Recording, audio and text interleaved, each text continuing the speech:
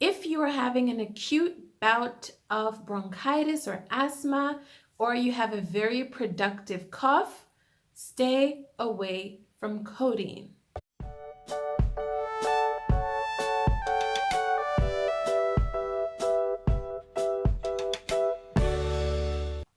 Hi guys, welcome back to Farmers, the best pharmacy roundup channel in the world. Now in today's very serious video, I want to caution the public against the dangers of using codeine on a regular basis. Stay tuned. Take the quiz in the description bar below. Okay, so you guys, whether it's Adcodol or Accurates or any other codeine containing drug, you need to be extremely careful when purchasing and consuming these medicines. So first of all, let's talk about the uses. As we all know, pain is a real thing. However, there are responsible ways of tackling it.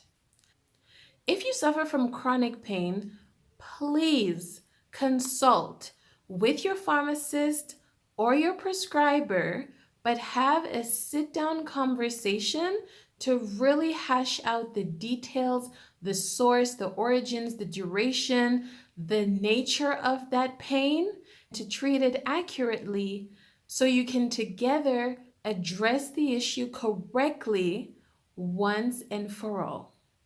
All these quick fixes, sending somebody to get you some pain tabs for a week, for another week, for a month, for years even, can really wreak havoc on your health.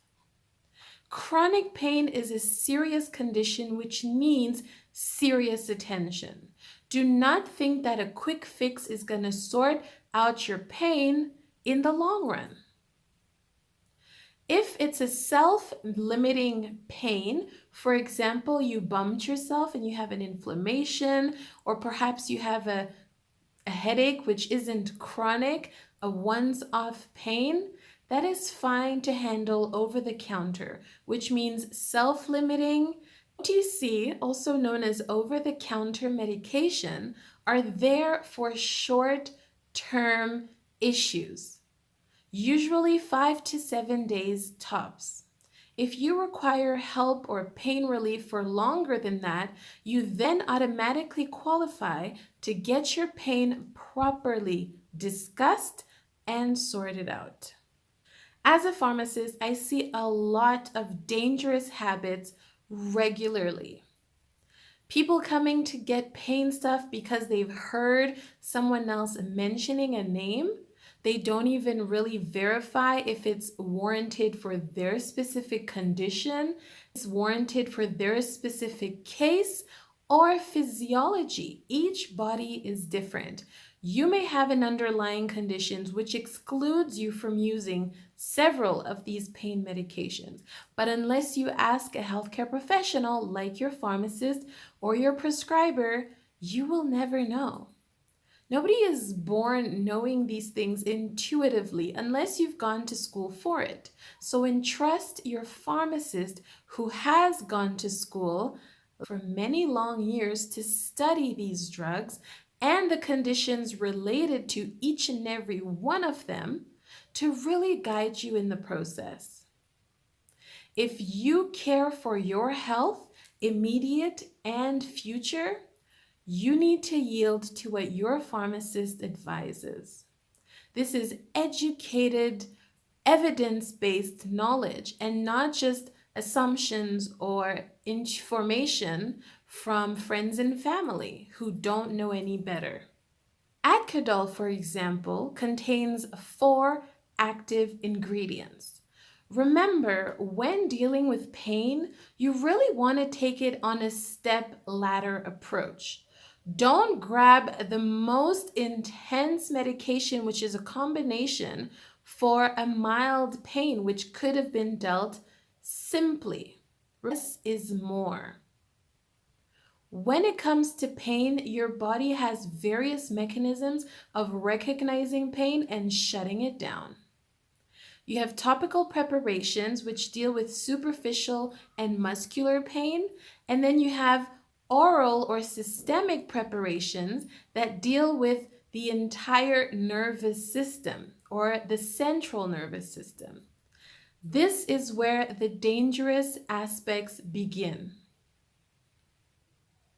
The four ingredients in Adcodol are paracetamol, which can be used alone for simple or mild pain, doxylamine, which is just an antihistamine that doesn't actually deal with pain but helps you sleep and helps you calm down, as well as codeine, which may have very dangerous effects when used incorrectly, and caffeine, which is a stimulant. Now, a lot of people mistakenly take Adcodol or any other codeine-containing compounds for sleep. And this is not the indication.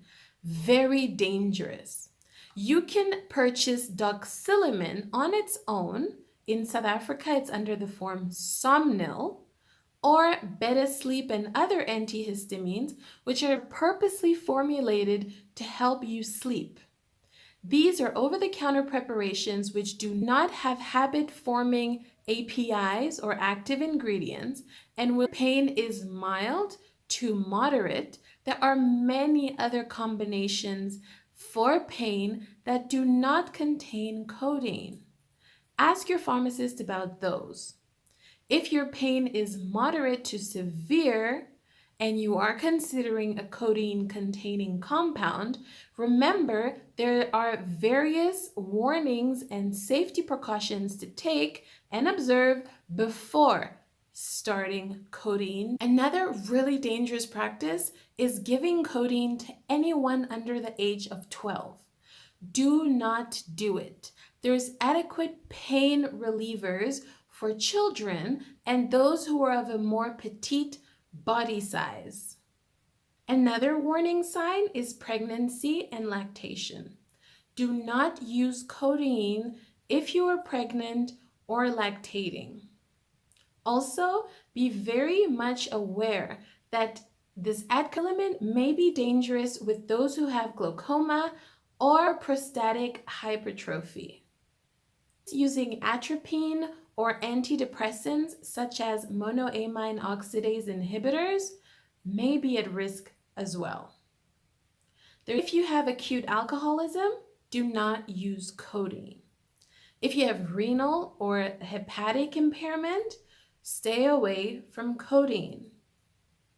If you are having an acute bout of bronchitis or asthma, or you have a very productive cough, stay away from codeine.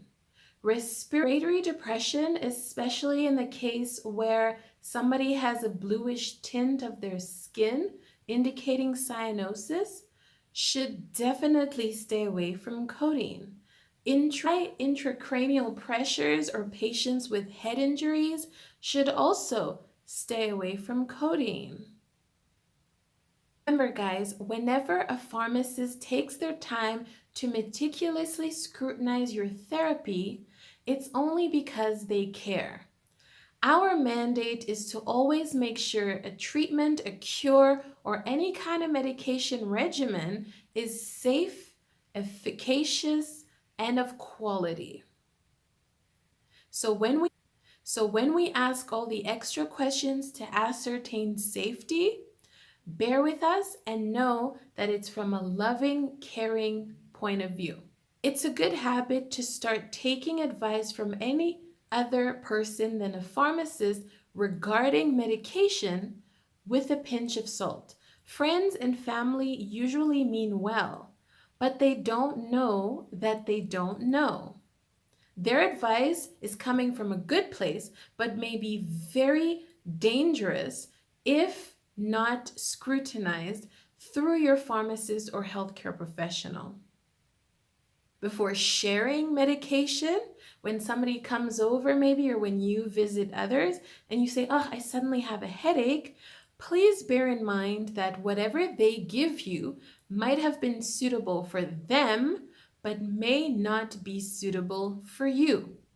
Give your pharmacist a quick phone call, or make sure it's something that you've taken before, or do some due diligence before popping that tablet. Safety is crucial.